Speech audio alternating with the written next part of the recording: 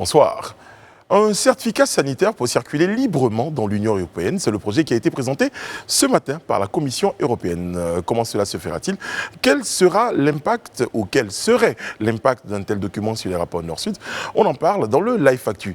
Et notre série de témoignages et d'hommages au Premier ministre Ahmed Bakayoko se poursuit.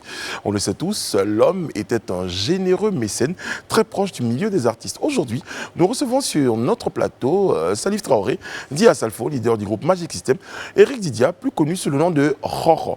En leur compagnie, nous reviendrons sur la vie de l'homme et sur ce rapport privilégié qu'il entretenait avec le showbiz. Débat et analyse, décryptage de l'information, l'actualité, comme vous l'avez toujours souhaité, c'est dans le Live Talk. Alors, bienvenue.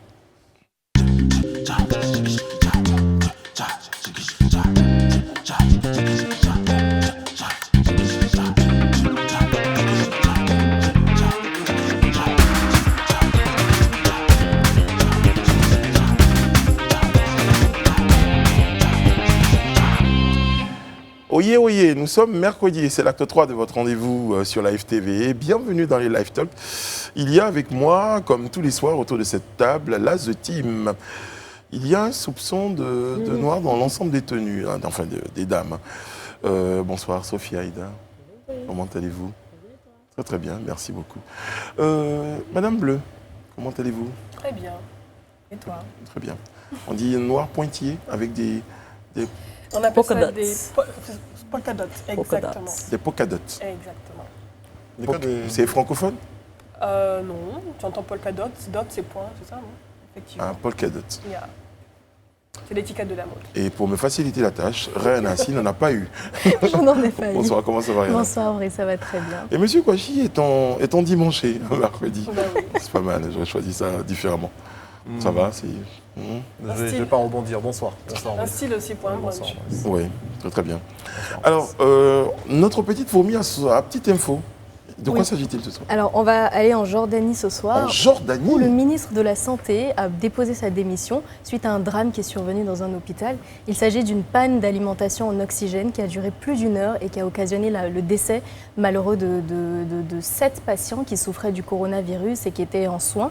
Eh bien, les responsables de l'hôpital ont été placés en garde à vue et le ministre, quant à lui, a affirmé « J'assume la responsabilité morale et totale de cet incident et j'ai présenté ma démission au Premier ministre ». Alors c'est une décision qu'on dira assez responsable. On ne se souvient pas avoir vu chez nous un ministre démissionner suite à un drame ou à un sinistre. Pourtant, ce n'est pas ce qui a manqué ces dernières années. Mais c'est arrivé en Afrique quand même avec ce fait insolite. Au Rwanda l'année dernière, c'était le ministre des Affaires juridiques qui a démissionné après avoir bousculé une agent de sécurité. C'était une femme. Il a présenté ses excuses et il a été poussé à démissionner par le peuple. Je crois que c'était sous la pression du peuple, tout à fait. Oui, mais bon, il y a quand même mort d'homme, et 7 personnes, c'est pas rien. Oui, ce n'est pas rien. Ne serait-ce que votre conscience... Dans ce contexte, notamment de crise sanitaire, qui est assez, il faut être assez pointilleux sur toutes les mesures qu'on met en place dans les hôpitaux et tout ça. Et sachant que lorsqu'on est ministre, on est un fonctionnaire, on va dire, qui est là pour travailler pour le service public, c'est la puissance publique. Et donc forcément, on a des comptes à rendre également aux populations pour lesquelles on est censé travailler. Donc on est là pour faire un travail tout simplement. Et lorsque ce genre de choses arrive, c'est clair qu'il y a forcément à un moment donné aussi la pression de la population qui demande des comptes, qui demande à savoir ce qui s'est passé. Déjà que les responsables directs, donc les responsables de l'hôpital ont été placés en garde à vue. Oui. Après, on va chez la compagnie d'électricité qui a certainement interrompu la distribution de l'électricité. Mais il a dit, le ministre, qu'il portait la responsabilité morale. Parce qu'effectivement, c'est mon département, il y a 7 personnes qui ont perdu la vie dans cette situation-là. Il a choisi de prendre une décision courageuse. C'est vrai, peut-être que... Est-ce que la démission a été acceptée? Moi, un tel ministre, quoi qu'on dise, je le garde. Moi, je le garderai. Mais en général, je reconnaîtrai sa démission, mais je le reconduirai. Oui. Parce qu'on note qu'il a beaucoup de responsabilité. Un sens de responsabilité, oui. Après, ça dépendra si le peuple est d'accord avec le fait de le maintenir. Mais bon, par exemple, tu prends le cas en France, où en 2019, on a eu un gros scandale avec le ministre de la Transition écologique, François de Rugy. Il y avait eu un scandale où on avait découvert qu'il faisait énormément de dépenses. Il avait mangé dans un restaurant des homards. Ça a créé le tollé en France. Mais les Et on a Français aussi, découvert, c'est et on a découvert en plus qu'il habitait, HLM. Donc en France, Ah, mais si ce j'étais genre dans de un choses, HLM déjà depuis. Bon, après, je pense que Voilà. ça, c'était sa Bon, responsabilité voilà. directe. hein. Et ça, sa Mais responsabilité dans le cas que j'énonce, là, c'était, on va dire, un peu plus de la responsabilité de l'hôpital, puisque la panne venait de là-bas. Parce que l'exemple En des tout cas, la Français, population était déchaînée ces derniers jours. On a vu des centaines Ouais. de familles aller manifester devant l'hôpital, etc. L'exemple des Français, c'est pas forcément le meilleur. hein. Oui, mais en général, on a les bien populations vu, scrutent on le a bien- comportement on a bien de vu leur ce qui est ministre arrivé. et elles demandent des comptes. Donc c'est tout à fait normal de savoir de est-ce que plus c'est en l'argent public qui a permis de faire ces dépenses? Est-ce que c'est l'argent public? Est-ce que chez eux, on n'a pas le Franck droit, par Ribéry exemple s'est permis de manger une louer, entrecôte dorée voilà, en HLM. Arabie Saoudite ou à Dubaï, je sais plus trop. Bon, ça, où. c'est aussi Et très on a typiquement bien vu, français. voilà, c'est ça. Voilà. C'est aussi très Voilà. Pauvre, typiquement il a dû français. s'exiler. ouais. Voilà. Non, je parle du fait que les populations, en François général, Fillon, il en a- Il est millionnaire, en tout cas il est riche à hauteur de centaines de millions, mais il s'est permis justement de manger une entrecôte dorée et on a vu ce que ça déchirait. Parce qu'il y a quelqu'un qui va dire pendant que les gens souffrent. Ouais. Oui, mais Mais ça, lui, il a existe souffert aussi, pour hein. gagner Même ça. dans l'Écriture, même dans certaines écritures saintes, il a dit des pauvres, il y en aura toujours. effectivement. Peu importe, vous avez pour distribuer l'argent. Alors, mais- Réna, vous avez un ami militaire? Vous avez. Non, malheureusement. D'accord. Un message à passer? Je peux en trouver, Oui. je peux m'en trouver. Je me fais Non, très c'est vite pas ça que désolé. j'ai imaginé, parce que le garde à vous et la garde à vue. Non, c'était en anglais. C'est en Ah anglais. ouais, garde à vue. Garde à vue. Garde à vue. Très bien. Je vais me chercher des amis militaires. Je sais. J'apprendrai. Ok, je parlerai un jour de ce que vous annotez sur mes fiches. Un jour, je présenterai Oh ça aux non, tu ne fais téléspectateurs. pas Un jour, je le ferai. Merci beaucoup pour votre petite info. Le tour d'information d'ici et d'ailleurs, essentiellement aujourd'hui porté sur l'international, ça sera dans le Live Actuel, c'est maintenant. On parle de lutte contre le coronavirus et on évoque un certificat sanitaire dans l'Union européenne. On en parle avec vous, Madame Bleu. C'est quoi ce certificat? À quoi va-t-il servir? Pourquoi on imagine instaurer un certificat? C'est pourquoi tout ça? Ben déjà, c'est surtout pour faciliter le déplacement et permettre aux populations de reprendre une vie normale au sein de l'Union européenne, puisque c'est de l'Union européenne qu'il s'agit. Donc sur la forme, le certificat sera doté d'un QR code à présenter donc sous forme digitale ou sur une feuille de papier pour les citoyens qui, par exemple, ne disposent pas d'un smartphone. Donc c'est déjà une belle avancée de savoir que l'Union européenne envisage en tout cas de mettre en place ce passeport vert numérique et il permettra d'indiquer si une personne a été vaccinée contre la Covid-19 ou si elle a été guérie donc récemment de la maladie et donc immunisée ou encore si elle a reçu un test négatif lui permettant de voyager en toute sécurité. Donc ce passeport vert numérique ne prendra en compte que les seuls vaccins contre la Covid-19 approuvés par l'agence du médicament AEM. Donc on a comme vaccin Pfizer, BioNTech, Moderna, AstraZeneca, le fameux AstraZeneca Oxford et Johnson & Johnson. Donc l'objet de ce passeport vraiment... Attends, je remarque qu'il n'y a, oui. a pas Sputnik et il n'y a pas le vaccin chinois. Bah, On est je te parle de diplomatie vaccinale, tu comprends ce que ça signifie. Donc, on parle de médias européens en général qui alimentent tous nos réseaux.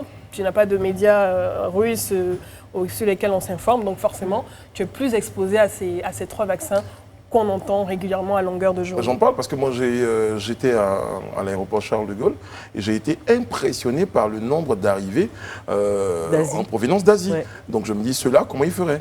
Ouais. Bah, je pense qu'ils vont certainement le faire aussi de leur côté. Après, ça va peut-être créer des sortes de fractures également par bloc. On a le bloc asiatique, on a le bloc européen. Bon, l'Afrique, on se gère. Donc, ce qu'il faut savoir également, c'est que ce passeport vert numérique... Je vais effacer cette partie de l'émission. Je vais effacer cette partie de l'émission, on se gère. Ça n'existe plus. Ça n'existe pas, oui, ça a été supprimé. Donc, il est prévu de soumettre ce passeport vert numérique au sommet européen donc du 25 mars prochain. Donc, ça sera mis sur la table en discussion pour aboutir sur la table du 27. Alors, ce qu'on sait déjà, c'est que ça s'annonce déjà très houleux, parce que tout le monde n'est pas d'accord avec le principe. Oui, tout le monde n'est pas d'accord avec le principe, donc parce qu'il y a d'autres initiatives qui existent également. Et il faut savoir que l'Union européenne, c'est aussi basé sur l'exemple réussi d'Israël.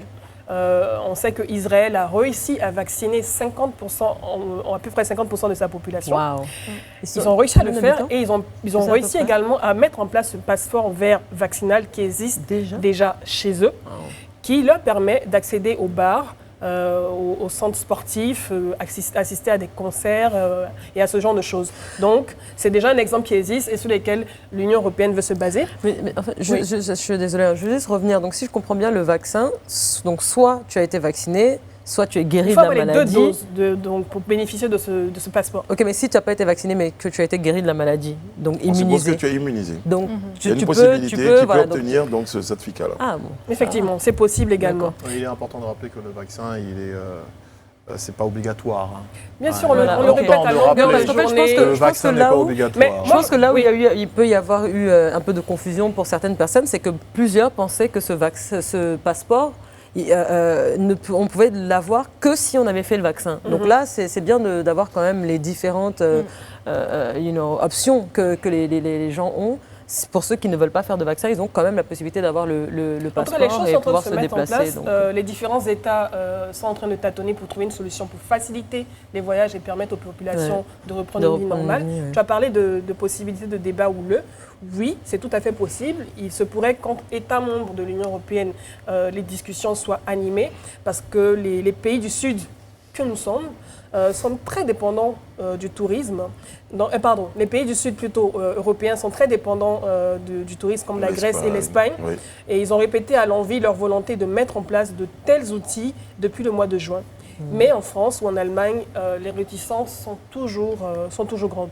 Donc la Commission européenne a dit travailler avec l'OMS pour permettre de faire reconnaître son certificat partout dans le monde. Il y a quelque chose qui est bien de souligner, j'ai envie de le souligner. Les États-Unis, pour une fois, ne sont pas les premiers à le faire et on dit bien qu'ils sont en train de réfléchir à une telle solution de ce type. Parce que déjà les États-Unis, ils ont déjà assez de problèmes avec ce virus à l'intérieur de leur propre pays. Et la Chine a officiellement lancé le lundi 8 mars son certificat de santé pour les voyages internationaux, donc pour faciliter les déplacements depuis ou vers la Chine via une application ou un support papier. Ce passeport affiche et authentifie les données sanitaires des passagers, comme leur test Covid ou leur statut vaccinal. Donc pour l'instant, l'application n'est pas obligatoire et elle est réservée aux Chinois. Mais ça, c'est pour les voyageurs internationaux, parce qu'à l'intérieur, ils le font depuis un moment. Oui, non.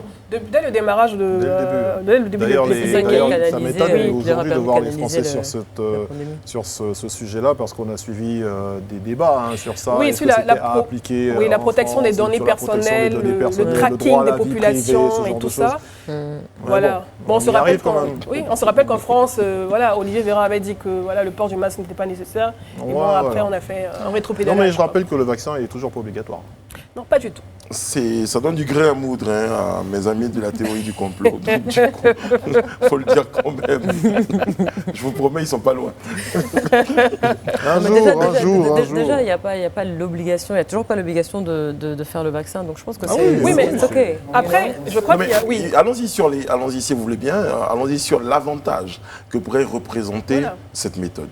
Donc ça permettrait de contenir, parce qu'on sait également que ce virus-là a beaucoup voyagé en vrai. Donc déjà, de proposer cette mesure-là, ça permettrait de regarder, de contrôler, de contenir même un tout petit peu le déplacement de ce virus-là.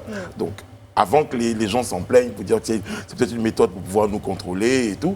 Mais il faut surtout s'arrêter un tout petit peu sur ce que ceux qui ont proposé le projet définissent comme étant les avantages. Vous avez parlé tout à l'heure d'Israël qui est en train de réussir à contenir la pandémie. Donc on peut imaginer que c'est pas si mauvais que ça. C'est pas si mauvais, surtout si on a la possibilité de se déplacer beaucoup plus facilement. Okay. Voilà. Là, vous mettez le doigt sur un avantage, d'accord, mais il faut quand même aussi entrevoir, pourquoi pas, des dérives aussi de ce genre de mesures-là.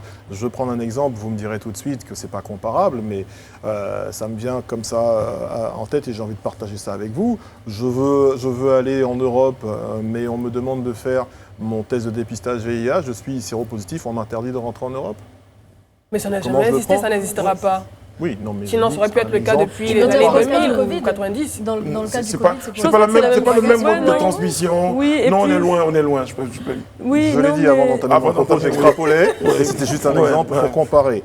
Mais on peut, comme je l'ai dit, c'est pour prévenir les dérives, parce qu'il pourrait y en avoir sur ce genre de... En tout cas, moi, je vous dis qu'en 2022, et on va peut-être utiliser ça comme la VAR, je pense que ce passeport vaccinal vert sera certainement appliqué dans la plupart des pays. Mais c'est pas un du passeport monde. vaccinal, c'est pas qu'un passeport vaccinal. Non, c'est un passeport qui permet de pouvoir montrer qu'on est vacciné. On parle de la Qu'on est fièvre jaune. vacciné ou immunisé. La fièvre jaune immunisée. Non, la ou fièvre immunisé. jaune. Ouais, Donc, c'est je ça. m'en- par exemple, ok. Je Non, m'apprête faut à vous le dire. préciser cette Je m'apprête à partie. vous le dire. Déjà pour voyager. Attends, là, Est-ce qu'il c'est pas- existe présente un le- carnet jaune. le carnet jaune, Mais le déjà- fameux carnet ça, jaune. c'est- Est-ce qu'il ça, existe, c'est dans- parce que sur le ça continent, semble rassurer Sophie, mais est-ce qu'il existe une immunité ou un état d'immunité de la Covid Non, en fait, jusque-là? en fait, non, en il fait, n'est non. même pas prouvé que Non. lorsque vous l'avez déjà fait, Ça, c'est... vous ça- ne pouvez pas l'avoir mais selon encore. eux- Sophie, que Serge termine. Oui, non, en fait, Allez-y. ce que je veux dire, c'est que selon Non, eux... Serge termine.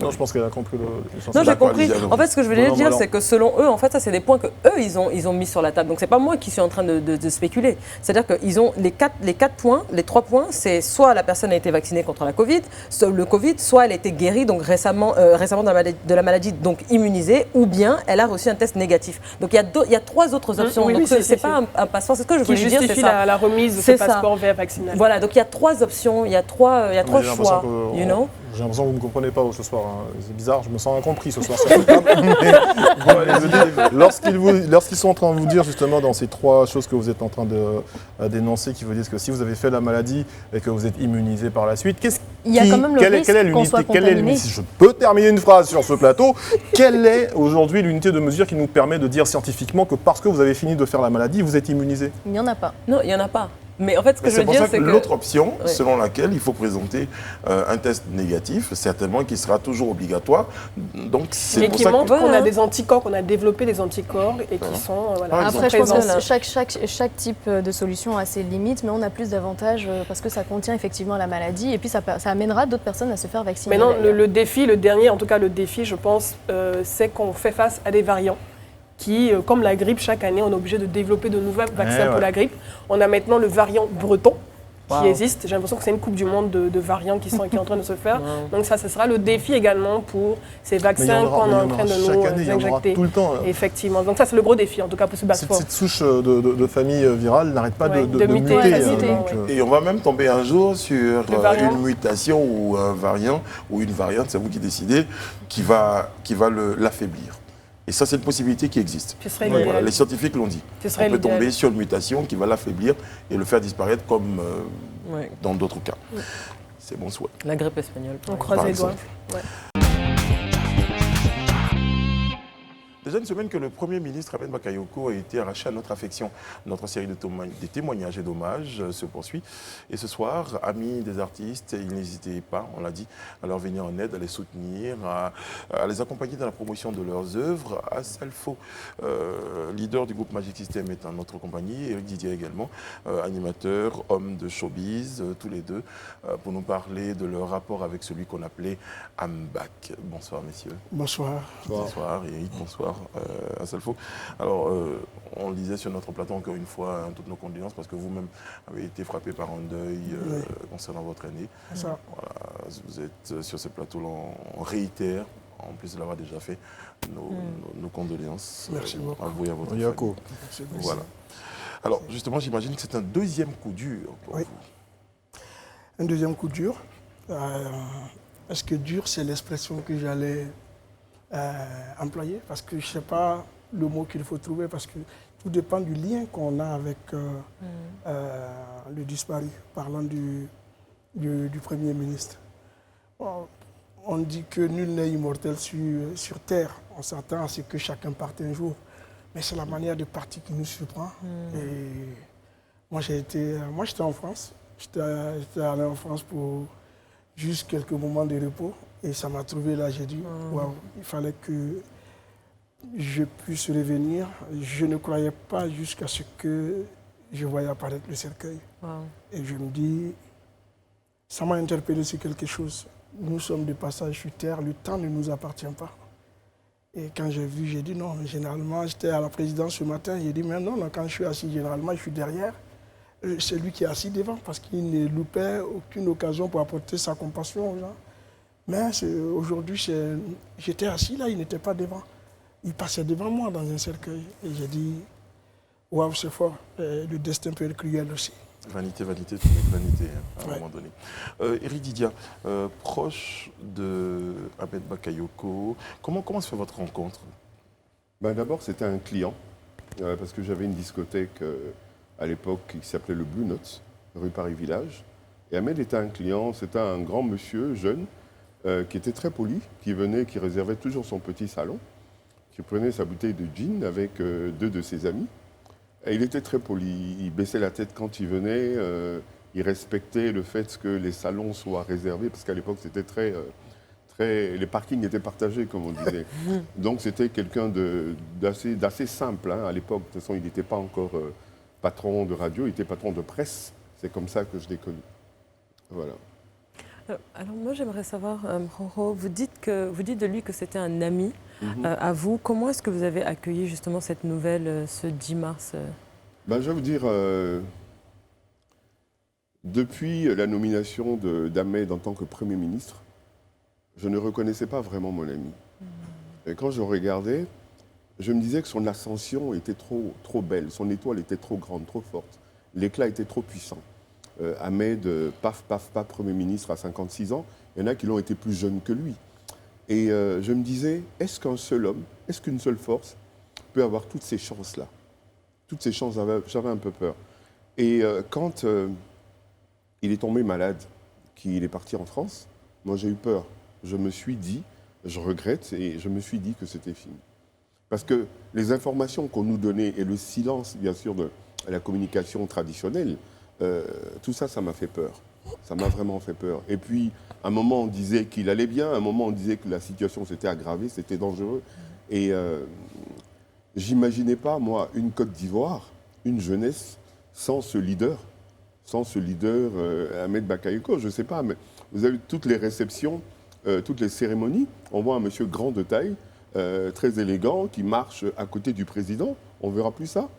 Et pour dire, Assalfo ne dira pas le contraire, tous les jeunes d'Abidjan avaient au moins le numéro de téléphone d'un ministre.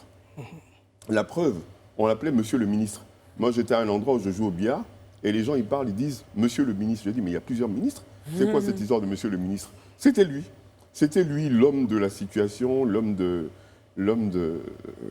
pays. On aura l'occasion de revenir là-dessus, Serge. Oui, moi j'ai envie de relever un peu le débat avec une note de gaieté, hein, parce que c'est vrai qu'en ce moment même où nous parlons, des milliers de jeunes et d'artistes sont en train de lui rendre hommage, C'est ça. parce que c'est quelqu'un qui aimait célébrer la vie, c'était un bon vivant. C'est ça. Roro l'a dit tout à l'heure, c'est quelqu'un de très élégant qu'on voyait marcher sur les tapis rouges de la présidence. J'ai envie justement de revenir sur cet aspect de la personne, puisque vous l'avez connu. Vous également, grand amateur de bonnes choses, notamment de sap et tout. Quels étaient vos rapports dans cette qualité de vie, j'ai envie de dire? D'abord, j'ai eu beaucoup de chance, parce que j'étais dans une structure où Ahmed était le patron, où j'étais un peu chouchou. J'avoue que j'étais chouchou. Et un jour, je me retrouve à la résidence du président de la République, qui était Premier ministre. Et Ahmed m'appelle, il me fait tiens, je te présente monsieur Alassane Ouattara. Et le monsieur, le président, le Premier ministre de l'époque, il me parle comme s'il maîtrisait tout. Et il maîtrisait vraiment tout, avec son petit polo Lacoste et tout ça, c'était génial. En parlant d'Ahmed, le dandy, Ahmed avait créé, on dit que c'était l'homme du peuple, mais Ahmed était devenu le bourgeois ivoirien par excellence. Il avait un défi contre toute cette bourgeoisie de l'époque, ces grands noms, ces noms de famille. Ahmed, les gens comme Yves Zobo, je citerai d'autres noms, étaient ses idoles. Mais Ahmed marchait, il rêvait, il le disait, il disait « je rêvais de vous voir, je rêvais de vous toucher ». Anecdote, un jour je me retrouve à un mariage avec sa femme et lui, et il me regarde, il regarde sa femme, et il dit « vous qui avez fait vos études en Europe là, qu'est-ce que vous avez de plus que nous même ?» Et elle lui dit « Yolande, elle lui dit, il y a un petit truc que tu n'as pas. » Et ce petit truc, il est allé le chercher. Aujourd'hui, Ahmed avait des modèles.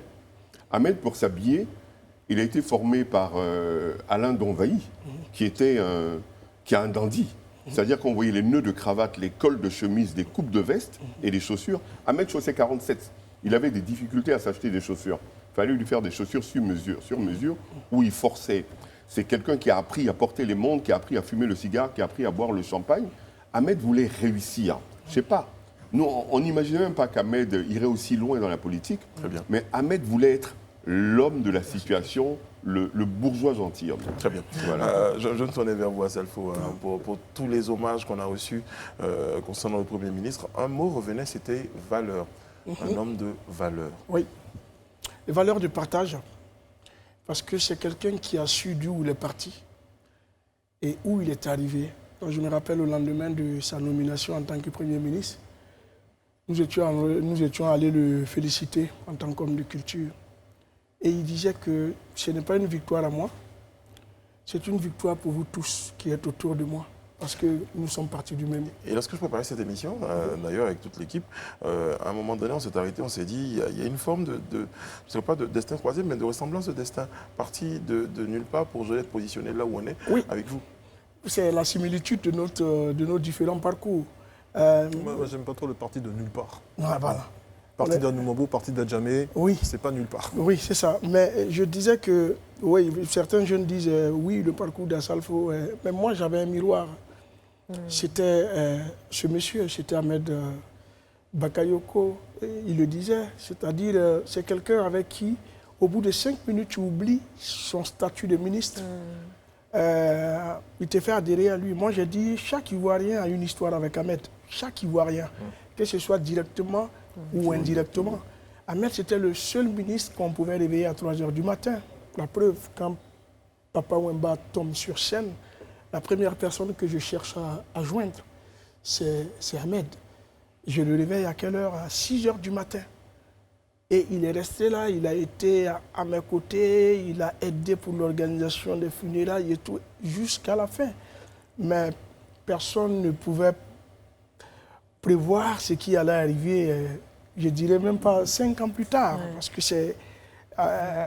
pourquoi sa mort surprend les gens? Parce qu'il dégageait de l'énergie. Avoir Ahmed, c'est quelqu'un qui dégageait la bonne santé. Et sa joie de vivre même cachait peut-être son malaise, parce qu'on ne l'a pas vu. Nous, aucun Ivoirien n'a vu Ahmed malade.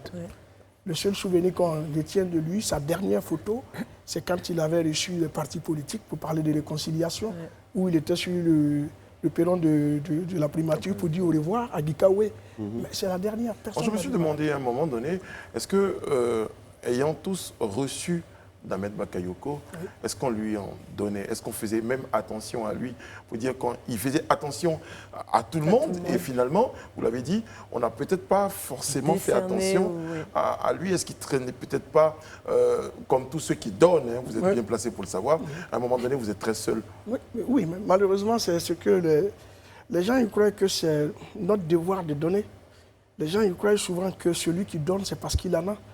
Or, souvent, il y a des petits signes qui peuvent faire plaisir. Moi, je me rappelle à mon anniversaire, c'était en 2019. Vous êtes né dans le même mois en plus. Oui, on est né dans lui, il est né le 8. On s'appelait les Martiens. Lui, il est né le 8. Eto est né le 10, Didier le 11 et moi le 15. Donc, je l'appelais et j'ai dit, bon, j'ai mon anniversaire et je voulais que tu viennes. Il m'a dit, ok, je vais faire un tour. Parce que la chance, c'est que je crois qu'il me disait que je suis né le même jour que le père de sa femme. Donc il vient faire un tour et il repart. Et il est venu, il s'est amusé avec nous. Et à la fin, il m'a dit, quand on rentre dans ta cour et qu'on vit cette ambiance, on sent le vrai. On sent que les gens s'aiment. Et cette dose d'amour que je prends avant de partir me donne la force de continuer à faire du bien aux gens. Parce que quand tu fais du bien aux gens, tu ne peux avoir que des gens bien autour de toi. Donc c'est quelqu'un qui n'aidait pas les gens pour attendre quelque chose en retour. Il aidait des gens pour le plaisir de pouvoir aider. Je vous ai raconté l'anecdote de Yabongo Lova, où il m'appelle pour demander qu'est-ce que je fais ce soir. Je dis, moi je vais écouter du Zouglou à Yopougon. Il dit, ça tombe bien, comme tu dis que je ne suis pas trop proche des artistes Zouglou, moi je vais avec toi à Yopougon. Et on va à Yopougon. Le petit Yabongo, il chante et il dit à Ahmed que moi, je voudrais devenir comme Ahmed Bakayoko un jour. Et si je ne suis pas moi, je deviendrai comme lui. Cette phrase l'a tellement touché parce que Eric le disait tout de suite. Et tout à l'heure, lui aussi, il avait envie de ressembler à des gens. Voir des gens qui ont envie de lui ressembler, ça lui a donné un petit boum au cœur. Et il m'a dit à l'oreille, qu'est-ce que je peux faire pour lui? Très bien. Et il est monté sur scène ce jour-là.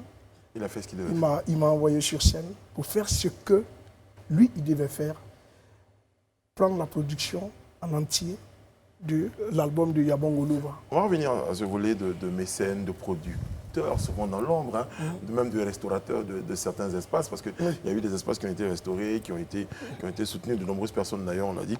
Je me tourne vers Éric Didia.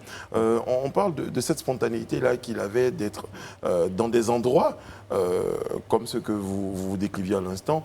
Il pouvait, Ahmed Bakayoko, c'était celui qui pouvait se rendre dans une discothèque, lors d'un concert, et il y avait un volet spontané dans la chose. À Yopougon, même dans un maquis ou Vous savez, Ahmed, à un moment de sa vie, s'est entouré de personnes qui ont tenté de l'empêcher de faire ça, parce qu'il en faisait trop. Moi, je vais vous raconter quelque chose. Un jour, je reçois un coup de fil à 2 h du matin. Et c'est le ministre en question, parce qu'il y a un seul ministre, en tout cas, qui nous appelle.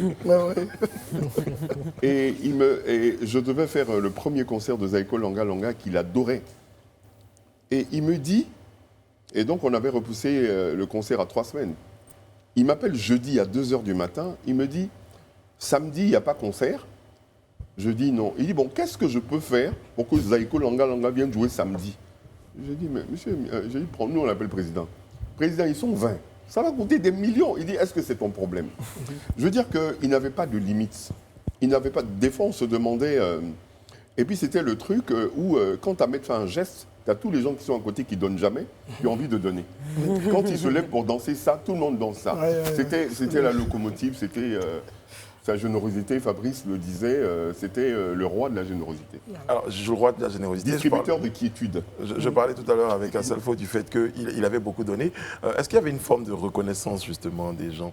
Est-ce qu'on lui disait merci pour tout cela? Mais la forme de reconnaissance, c'est ce qui se passe au stade de Bampé aujourd'hui. Les gens sont nombreux là-bas, mais votre question, elle est très bonne, parce que je me demande si les gens aimaient vraiment Ahmed. Parce que la relation qu'il y a entre Ahmed et les gens et le peuple, ça ressemble à la relation entre l'homme qui a beaucoup d'argent et les jolies femmes. Oui, parce que Ahmed donnait. On aime toujours ceux qui donnent. Mais qu'est-ce qu'on lui a donné? Quand il était malade, comment les gens le protégeaient? Comment les gens essayaient de combattre les gens qui postaient des photos désobligeantes et tout ça, machin? On a aimé Ahmed, mais on est plus reconnaissant de ce qu'il a fait que de l'amour qu'il méritait de notre part, je pense. Donc, je crois que au fur et à mesure que le temps va passer, les Ivoiriens ou les gens auront la possibilité de montrer à Ahmed comment il aimait. Et moi, j'étais en train de me dire, Ahmed avait voulu pour Feu Arafat une fondation. Je pense et j'espère que la famille ou alors le gouvernement mettra en place cette fondation, c'est une proposition, hein, et puis à Selfo, j'espère que une fondation Ahmed Bakayoko, vraiment, non pas pour aider, mais pour magnifier en tout cas toutes ces personnes qui font de belles choses, qui se battent tout simplement pour devenir comme des Ahmed Bakayoko. Et pour perpétuer surtout cette générosité-là, hein, parce qu'on le disait tout à l'heure, c'est vrai qu'il donnait, mais on ne donne pas si on n'a pas envie de donner, donc si on n'a pas bon cœur déjà à la base. Et pour revenir sur ce que Roro disait, moi en tout cas sur mes réseaux, j'ai pu témoigner depuis l'annonce de sa maladie, de l'amour, pas seulement que de la reconnaissance, mais de l'amour que lui portent les Ivoiriens et tout bord politique confondu. Parce que quand vous regardez aujourd'hui des gens de l'opposition au stade des Bampé, vous vous dites que c'est pas parce qu'il nous a donné matériellement, mais c'est parce que quelque part on l'aimait aussi cet homme-là. C'est ça. Je suis d'accord, mais il a donné à tout le monde. Oui. Il a donné à tout le monde. D'une manière ou d'une autre. Oui, oui. Voilà. Tout le monde a pris un peu. Je vais revenir sur un volet dont on ne parle pas souvent. Une petite anecdote certainement. Lorsque Yodé Siro sort un album que tout le monde imagine un tout petit peu controversé, ils vont le présenter à Ahmed Bakayoko qui le reçoit. Et on en parlait un jour. Il me dit, ah mais les enfants là, ils m'ont mis dans le problème, ils ont venu me présenter l'album. Et après, moi-même on m'a attaqué les gars, mais c'est gentil. Voilà, il savait prendre positivement les choses. C'est pourquoi aujourd'hui, c'est vrai qu'habituellement on dit qu'on parle pas mal des morts. Quand quelqu'un meurt, tout le monde dit du bien. Mais pour Ahmed, il y a une sincérité. Moi, j'ai pris l'avion avec Fali quand on venait de Paris. Et on n'a parlé que de ça. Hier, je voyais Kofi qui disait qu'avec Ahmed, ce n'est pas de l'argent qu'il te donne et tout ça. Mais c'est cette fraternité qu'il te partage. Il se montre disponible. Il te dit, Si tu as des problèmes, je suis là. On a arrivé à mettre à toutes les heures pour régler des problèmes d'artistes. Je dis à 2h, 3h du matin. Pour régler des problèmes d'artistes, il avait un humanisme qui... Ça va être ma prochaine question. Il respirait la générosité. Merci Brice. Je vous en prie. Justement, en parlant de son humanité et puis de tout ce qu'il apportait aux artistes, que ce soit les artistes ivoiriens ou internationaux même, c'était vraiment un homme de la culture. C'est ça. Et pour vous, c'était un peu comme un ministre de la culture bis. C'est ça, c'est ce que j'ai dit. Ouais. Donc moi, ce que je voulais savoir, c'est... Selon vous, comment est-ce que vous estimez cette perte pour justement l'industrie culturelle ivoirienne? Mais cette perte, ce n'est pas maintenant qu'on va la sentir, il le disait. Moi, je crois que c'est dans les années à venir. Parce que la spontanéité de l'homme à répondre à nos sollicitations, cette spontanéité-là, je ne sais pas qui va réincarner à nouveau cette spontanéité. Moi, le FEMUA aujourd'hui, j'ai dit s'il est là où il est, c'est parce qu'il a fallu des gens pour croire dès le départ à ce projet. Mais le FEMUA 2, qui savait ce que c'était ce festival? Mais Ahmed se déplaçait dans la nuit pour venir rester avec les populations dans Noumambo pour faire le FEMUA. Il était ministre de l'Intérieur, s'il vous plaît. Il venait. Et c'est quand lui, il a commencé à venir que certaines autorités se sont dit, si le ministre de l'Intérieur y va, c'est que c'est un bon truc. Alors, c'est ce que je m'apprêtais à dire. Il y avait la disponibilité, il y avait de la générosité, mais il y avait une forme de disponibilité physique qu'il mettait à contribution à toutes les fois qu'on le sollicitait. Pour dire, il pouvait envoyer des gens pour donner, ou envoyer des gens pour régler, mais il tenait à être là personnellement, au contact des populations, au contact des personnes concernées. Oui. Et puis, quand tu as un décès dans ta famille, je sais qu'il a fait avec beaucoup de personnes. Il fait partie des rares membres du gouvernement qui appellent toujours pour savoir si tu as le moral ou pas. C'est le gars qui, non seulement il vient, mais même aux étapes où il ne peut pas aller, il envoie des représentants pour te dire qu'il est là, qu'il est à côté. Très bien. Donc pour moi, c'est quelqu'un d'exceptionnel. On peut pas. Éric Didia, donc grand amoureux de musique, de culture en général, de Zouglou, même quand il n'a pas forcément tous les codes, il se rapproche parce que vous l'avez dit tout à l'heure, il savait s'entourer ou se faire entourer de personnes qui l'aideraient à faire des choses. Alors Éric Didia, on se tourne vers la musique rumba. L'histoire de la musique rumba avec Ahmed Bakayoko, la musique congolaise globalement. Vous savez, Ahmed était un fan de Mobutu Sese Seko Kukumbendo Wazambanga. Parce que la façon de vivre des Mobutu à l'époque, Ahmed aimait ça. Avoir un groupe zaïrois qui joue dans le jardin et vous avez tout le monde qui vient danser. Moi, j'organisais beaucoup de concerts avec Ahmed. Le premier, c'était Wenge Musica. Et Ahmed était un fou. C'est vrai qu'il aimait les Kofi, les Fali.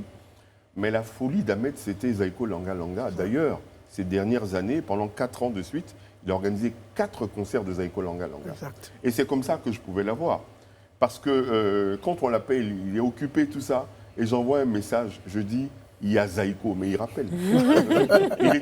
il a ressuscité, parce que Zaïko Langa Langa, c'était fini, en tout cas en Afrique de l'Ouest. Moi, j'ai fait 2 concerts. Il me les a offerts. Il a payé toutes les charges. Il en a fait 2 autres. Donc, il y en a eu 4 en 4 ans. Et il a reçu Djossar Nyokalongo chez lui. J'étais là avec Idriss Diallo. Et vous savez ce qu'il a fait? Il a décidé de booster la carrière de Zaïko Langa Langa en achetant du matériel, en finançant beaucoup de choses pour ce groupe qui, aujourd'hui, et les gens à Kinshasa ne savent pas que c'est Ahmed qui a fait ça. Ouais. Ils ont l'impression que c'est les Tshisekedi ou les Kabila qui ont boosté Zaïko Langa Langa. Ouais. Et même Djossar, qui devrait venir, a perdu la mère de ses enfants. Ouais. Au même moment où Ahmed est décédé, bon, il regrette de ne pas pouvoir être là. Ahmed aimait les bonnes choses. Et je vais vous dire quelque chose, il aimait toutes les musiques, mais son style de vie ressemblait à la rumba. Ouais. Très bien. La mélodie et les choses que... Il fait ça pour Zaïko Langa Langa, mais il fait ça également pour des artistes ivoiriens. Bien il sûr. Fait ça pour des lieux de spectacle en Côte d'Ivoire. Ouais. Oui, moi je l'ai vu, on était ensemble où il a pris, par exemple, la décision de rénover le temple du Zouglou, par exemple. Il n'y a pas eu de demande, il n'y a pas eu de sollicitation, c'est comme ça de manière spontanée. Il a dit, il faut m'appeler à mes ébiers. Il dit, bon, il faut que je te remette quelque chose pour que tu puisses me le faire ça. La chose la plus impressionnante, c'est qu'il ne fait pas quelque chose où il attend une publicité derrière. Moi, j'ai beaucoup d'artistes malades qui me disent, il faut voir le Premier ministre, s'il peut nous aider et tant. Tu appelles, il te dit, ok, il a compris, mais tu crois qu'il a oublié. Mais ces personnes-là vont te rappeler après pour dire, il faut dire merci au Premier ministre parce qu'il a envoyé quelqu'un ici. Il y a plus d'une dizaine d'artistes qui m'ont appelé comme ça. Et ce sont ces personnes-là qui pleurent aujourd'hui. Ils ne pleurent pas parce que celui qui leur donne de l'argent est parti. Ils pleurent parce que celui qui était en haut, qui regardait un peu vers le bas, c'était cette personne-là. Il symbolisait quelque chose. C'était l'icône, comme je l'ai dit, d'une génération. Il symbolisait quelque chose et c'est ce symbole-là qui est tombé. C'est pourquoi j'ai parlé de baobab. Parce que le baobab, c'est l'arbre qui pousse et qui donne de l'ombre pour que tout le monde s'y abrite. Et Ahmed était ce baobab-là sous lequel nous partons tous nous abriter, ceux qui sont dans le besoin. Le besoin n'est pas forcément financier. Oui. Il peut être besoin de soutien moral, psychologique, conseil. intellectuel. Il était là pour tous les besoins. À vous entendre, en fait, c'est un véritable cri de cœur que vous êtes en train de pousser à l'endroit de tous nos hommes politiques qui sont censés être des hommes du peuple et qui représentent le peuple. Il faudrait qu'ils regardent aussi vers le bas, comme l'exemple d'Ahmed Bakayoko, qu'il y en ait de plus en plus. Personne n'est là. On ne l'a pas dit à Ahmed. Je ne parle pas seulement des hommes politiques. Aujourd'hui, il y a des gens qui ont plus d'argent que les hommes politiques. Ahmed n'était pas forcément le plus riche de Côte d'Ivoire. Non, il n'était pas forcément le plus riche. Il aimait poser des actes comme ça, voilà. Souvent, il y a des personnes à qui tu donnes 100 francs, mais c'est plus important que des gens à qui tu vas donner 1 million après. Parce qu'au moment où il en avait besoin, personne ne l'a regardé. Et Ahmed, c'était ça. Je vous l'ai dit, je vous ai donné l'exemple du FEMUA. Je n'aime pas trop parler argent dans ce genre de choses. Parce que si on parle trop de l'argent qu'Ahmed donnait, c'est comme si c'est sur le matériel qu'on se portait pour l'apprécier. Je ne vais pas parler de ça. Je vais parler de la spontanéité de l'homme, de la disponibilité de l'homme, de savoir te dire que je ne suis pas le ministre, je suis ton ami. C'est ça qu'on veut souvent. Je sais également que lorsque certains artistes qui vivaient hors de Côte d'Ivoire avaient des soucis, ou même quand il y a eu le besoin de vouloir les faire rentrer, de faire revenir en Côte d'Ivoire, il était l'un des artistes. C'est lui que j'appelais en premier. Je lui disais, écoute, il y a tel artiste qui veut rentrer, est-ce que tu peux faciliter son retour? Oui, il n'y a pas de J'ai eu problème. le témoignage de Gadi Seli qui, plusieurs fois, a été approché donc, par le ministre Ahmed Bakayoko et d'autres. C'est le témoignage que je connais pour dire, écoute, il faut que tu reviennes, viens participer à la vie de ton... C'était un fédérateur. Exactement. Il n'avait pas besoin de voir ta carte de parti politique pour t'aider. C'était un fédérateur. Il ne voulait pas savoir tes obédiences ou ton appartenance ou quoi avant de faire quoi que ce soit.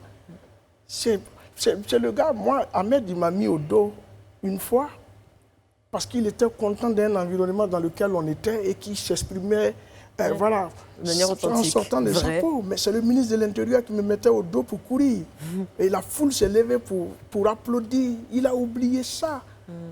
Moi, je l'ai vu lui dire, accompagne-moi à la dédicace de Woody. J'ai dit, mais c'est à 19h. Il dit, mais il n'y a pas de problème. J'ai dit, mais c'est dans un endroit. Puis il dit, non, mais il n'y a pas de problème. Il est allé. Il dit, c'est parce que c'est mes amis d'enfance. Donc, c'est le gars qui n'a pas su mettre des barrières. C'est pourquoi tout le monde le pleure aujourd'hui. On a tous envie d'avoir des gens qui pleurent nos malheurs ou qui pleurent notre départ un jour. Et qui partagent notre quotidien. Beaucoup de personnes regardaient aujourd'hui Ahmed dans le cercueil en train de passer et dire, putain, est-ce que moi, j'aurai ce truc-là quand je vais partir? Il y a beaucoup de personnes qui se sont dit ça. Parce qu'il avait dit, il faut partir en laissant un héritage. Voilà. Et il était très, très grand. En tout cas, on va parler de cet héritage-là, on va parler d'autres anecdotes, comme vous en avez un bon nombre, Éric Didia. J'en ai quelques-unes. Sophie Aida, vous avez une question? Oui, moi, Roro, j'aimerais savoir, à quand date votre dernière rencontre avec le Premier ministre et qu'est-ce que vous vous êtes dit, si vous pouvez partager avec nous? Alors, c'était encore un honneur pour moi parce qu'il était venu ici à Live TV pour visiter. Et il a vu les films que je faisais, que nous faisons là, et il a beaucoup aimé. Donc, Fabrice m'appelle et il me fait, le ministre était là. Il a vu les histoires de Roro, il est devenu fou, il a crié. Et il t'a donné un coup de poing. Bon, tout le monde sait ce que c'est qu'un coup de poing. C'est un truc dont on ne peut pas parler.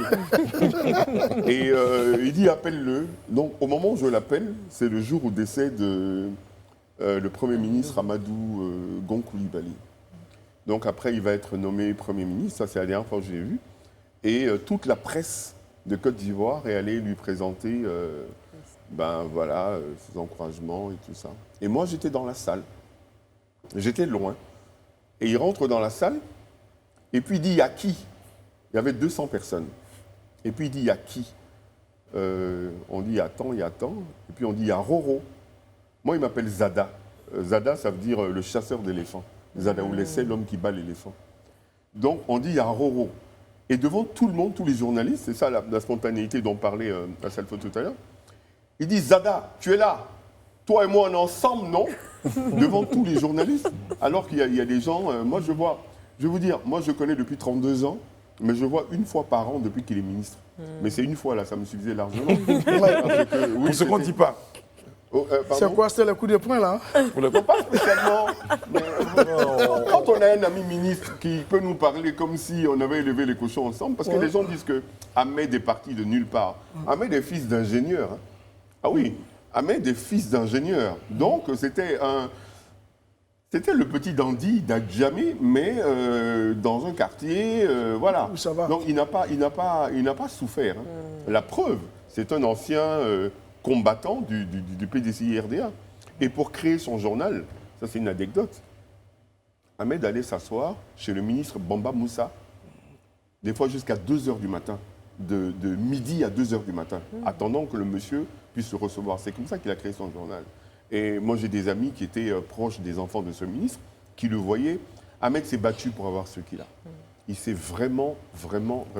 Et moi, je le dis dans un témoignage, je dis, la Côte d'Ivoire sans Ahmed, Dieu l'aurait créé s'il y avait eu un 8e jour, il va falloir la dessiner et qu'on apprenne à vivre autrement. Et je pense que ce décès est un symbole.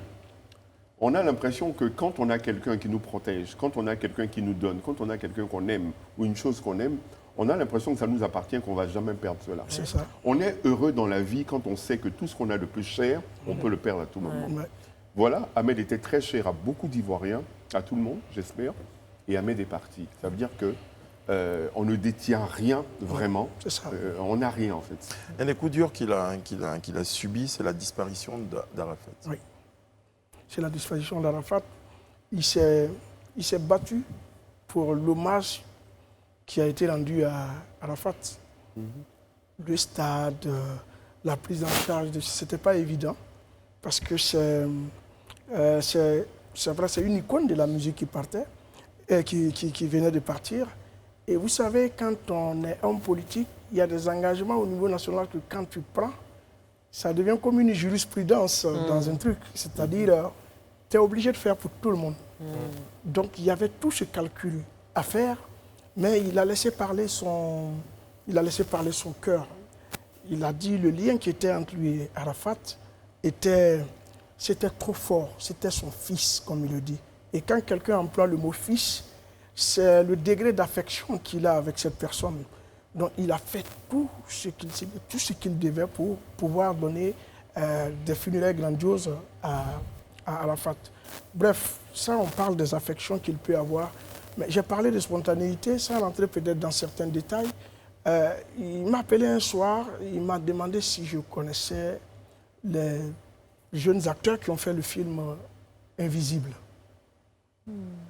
J'ai dit oui, j'ai dit ça serait bien même que tu les reçoives et tout. Il dit amène-les à la maison ce soir et je vais les recevoir et leur donner mes encouragements. Et on est parti, il a dit à chacun d'expliquer le problème. Il y a un qui dit je suis étudiant, je cherche un stage et tant. Il dit bon, toi ton stage considère qu'il est déjà fait et toi tu fais quoi? Il a régler le problème de chacun de manière spontanée. Les enfants même tremblaient sur eux parce qu'ils ne venaient pas pour ça. Ils venaient juste parce qu'ils vont voir avec Bakayoko, ils vont faire des photos. Mais ils sont partis avec, je vous dis que cette spontanéité, c'est ce qui va manquer aux Ivoiriens. Cette manière de réagir, cette manière de donner sans attendre quelque chose. Moi, je suis l'un des plus proches d'Ahmed. Il ne m'a jamais appelé pour un meeting politique. Ouais. Il ne m'a jamais mêlé, il ne m'a jamais dit accompagne-moi pour une rencontre politique avec. Il n'attend pas, il n'aide pas quelqu'un, il n'est pas auprès de quelqu'un parce qu'il peut utiliser cette personne. il le faisait bénévolement. On va parler de l'héritage. Vous parlez, il va nous manquer. Est-ce qu'on en aura d'autres? Qu'est-ce qu'il laisse comme héritage? Justement, une façon de faire, j'ai envie de dire, une façon Ahmed Bakayoko, qui sera certainement copiée ou qu'on souhaite, qui sera copiée par les autres. Je parle un tout petit peu de ses rapports avec les artistes. Qu'est-ce qu'il entretenait comme rapport? On sait qu'il a été chanté par de nombreux artistes. C'était quoi quand il se retrouvait? Il parlait de musique. Parce qu'il faut le dire, il était passionné de musique. Ben, cette question, il faudrait la poser à Salfo. Je veux dire que moi, j'ai des relations avec Ahmed. D'organisation de spectacles de Saïko Langalanga. Non, ça n'a rien à voir. Ça n'a rien à voir avec la musique. Je ne suis pas zaïrois, même si j'aime la musique congolaise. J'aime toutes les musiques intelligentes. Moi, j'ai des relations de frères, de frères que je ne voyais pas, mais de quelqu'un que j'aimais beaucoup et qui, je pense, m'aimait beaucoup. De quelqu'un qui aimait la vie. Il aimait la vie parce qu'il aimait les gens. Il aimait la vie parce qu'il aimait la culture, il aimait les belles choses. Ahmed aimait le beau. C'était pas un gaspilleur. C'est vrai qu'il faisait des grandes choses pour des gens, pour lui, mais je veux dire, Ahmed, par exemple, c'était pas un mec qui était fou de voiture. Ouais. Il était simple dans ses affaires. Et je sais qu'il aimait les montres. Sa marque, Audemars Piguet, c'était son truc. Mais Ahmed, c'était Ahmed. Il fallait l'aimer comme il était. Il avait gardé son côté un peu traditionnel, mais chez lui, il voulait quelque chose de net. Et on mangeait très bien à sa table. Hein. Franchement, son cuisinier, il était au top. Franchement, c'était un gars. Moi, je pense que ce décès, comme je disais tout à l'heure, il faut le prendre de façon philosophique. Philosophique, oui. Et puis, je ne sais pas s'il y aura quelqu'un qui pourra faire ce qu'il a fait. Encore faut-il avoir les moyens de faire ce qu'il faisait. Parce que Ahmed n'avait pas de limite. Mais il y a un jeune qui m'a dit ça au plateau hier. Il dit, qui a les moyens de faire ça? Ahmed Bakayoko est parti. Hein, maintenant, là, c'est son. J'ai dit, non, les gars. Moi, je lui disais toujours. C'est pas le même niveau. C'est toi qui allais me marier. Maintenant, je ne sais plus si je vais faire ce mariage. Si, c'est pas une raison pour ne pas vous marier. Non, mais le mariage sans Ahmed, c'est pas le mariage que vous voulez. Vous allez vous marier. Salfo, quel héritage pour terminer? Vous pensez qu'il laisse un héritage? Lequel? Il laisse un héritage. L'héritage n'est pas forcément un héritage matériel, mais j'ai dit que quand on dit quelqu'un est un exemple ou quelqu'un est une icône, c'est parce que le parcours de cette personne peut être un exemple. L'héritage qu'Ahmed nous laisse, ce sont des valeurs qui nous amènent à nous surpasser souvent et dire que ce n'est pas une fatalité de naître dans un milieu qui ne nous a pas offert tout dès le départ. C'est vrai qu'Éric disait que son père était ingénieur, donc ce n'est pas quelqu'un qui a vécu dans le besoin. Non, mais quand on parle d'Adjamé, on parle avec une philosophie. Et c'est cette philosophie qu'Ahmed voulait partager avec tous les jeunes de Côte d'Ivoire. Il n'a pas été maire d'Abobo avant sa mort pour rien. Le destin a voulu qu'il parte là, parce que là aussi c'est la symbolique de ceux qui partent de bas pour aller plus haut. Et vous avez vu, parce que personne n'a remarqué, Ahmed était le dernier parmi tous les candidats des municipales à annoncer sa candidature, parce que même au RHDP, on ne savait pas qui allait aller en candidature à Bobo. Il a annoncé très tardivement et il arrive, il remporte une victoire comme si c'était un plébiscite, comme si les gens avaient seulement levé les mains, parce que le score était écrasant. Mais pourquoi? Parce que les jeunes se sont reconnus en ce monsieur. Et tout à l'heure, au stade de Bimpe, vous allez voir, c'est toute une jeunesse qui va veiller pour ce monsieur. Ils ne vont pas pour le spectacle, ils vont pour dire « j'étais à la veillée d'Ahmed Bakayoko ». C'est ça qui est le plus important. Donc pour moi, c'est un héritage de pouvoir s'aimer la persévérance, la détermination et surtout l'optimisme dans le cœur des jeunes. Ahmed il a fait fort. En parlant de la campagne d'Abobo, Ahmed qui devient maire d'Abobo, c'est vrai que les jeunes ont publicité Ahmed et tout ça, mais c'est une campagne qui a été menée comme des présidentielles. Hein. C'était une méga grosse campagne. Hein. Donc, je veux dire, c'était un peu plus ou moins évident, je pense en tout cas. Très, très bien. En tout cas, un exemple de courage, de persévérance et de foi, d'amour du prochain. Parce qu'il y a beaucoup d'amour quand même autour de la personne du ministre Ahmed Bakayoko. D'ailleurs, pour la suite du programme des obsèques, ce soir, on l'a dit, donc il y a cet hommage-là au stade des Bimpe, une veille artistique donc avec vous et tous les autres. Sera sur le podium? Ben oui, sinon Ahmed ici l'a fâché. Et puis demain, la levée de corps à Ivosep, suivi du transfert à Séguéla, la cérémonie d'inhumation le vendredi et le dimanche 21, cérémonie 7e jour à la grande mosquée de la Riviera Golf. Salfo, merci d'avoir été avec nous. Merci beaucoup Brice de nous avoir reçus. Roro, merci. Ben, c'est la maison. Merci. Serge Kouachi, Sophie Haïda, Réana Assi, toutes les équipes techniques et éditoriales se joignent à moi pour vous dire merci d'avoir été en notre compagnie. En fond sonore, une petite chanson de Roro qu'on propose à nos téléspectateurs. D'ici là, prenez soin de vous et des autres. Que Dieu veille sur vous, que Dieu veille sur la Côte d'Ivoire. Et force à vous.